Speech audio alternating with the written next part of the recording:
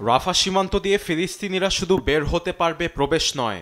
ইসরায়েলের এমন একমুখী পরিকল্পনা প্রত্যাখ্যান সহ তীব্র নিন্দা জানিয়েছে আরব ও মুসলিম দেশগুলো।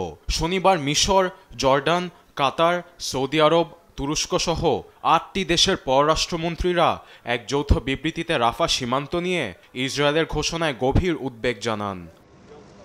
বিবৃতিতে বলা হয়েছে, ইসরায়েলের পরিকল্পনা কার্যকর হলে রাফা ক্রসিং কেবল ফিলিস্তিনিদের বের হবার পথ হিসেবে ব্যবহৃত হবে। তাদের ফেরার কোনো সুযোগ থাকবে না। সেই সঙ্গে মানবিক সহায়তার প্রবেশও পুরোপুরি বন্ধ হয়ে যাবে। গাজাবাসীদের নিজ ভূখণ্ড থেকে চিরতরে ইসরায়েল বের করে দেওয়ার ষড়যন্ত্রের ছক কষছে বলে মন্তব্য করেছেন অনেকেই। এদিকে দোহার ২৩তম সম্মেলনে কাতারের প্রধানমন্ত্রী আব্দুল রহমান আল থানি জানান, গাজায় ইসরায়েলি সেনা সদস্যদের প্রত্যাহার করা না পর্যন্ত যুদ্ধবিরতি সম্পূর্ণরূপে কার্যকর হবে না।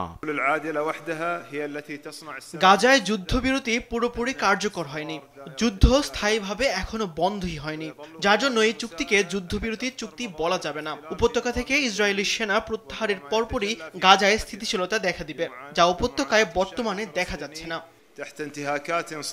সেই সঙ্গে গাজায় যুদ্ধবিরতি এবং শান্তি প্রচেষ্টা অব্যাহত রাখার সব ধরনের পদক্ষেপ নেয়ার আশ্বাস দিয়েছেন তুরস্কের পররাষ্ট্রমন্ত্রী হাকান ফিদান।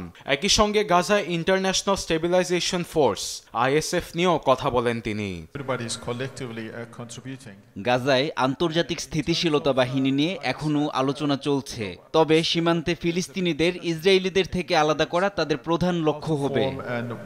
আবার জাতিসংঘের ৮০তম সাধারণ অধিবেশনে গাজায় স্থায়ী যুদ্ধবিরতি ও মানবিক সহায়তা জোরদারের আহ্বান জানান জাতিসংঘে নিযুক্ত চীনা রাষ্ট্রদূত সান লেই।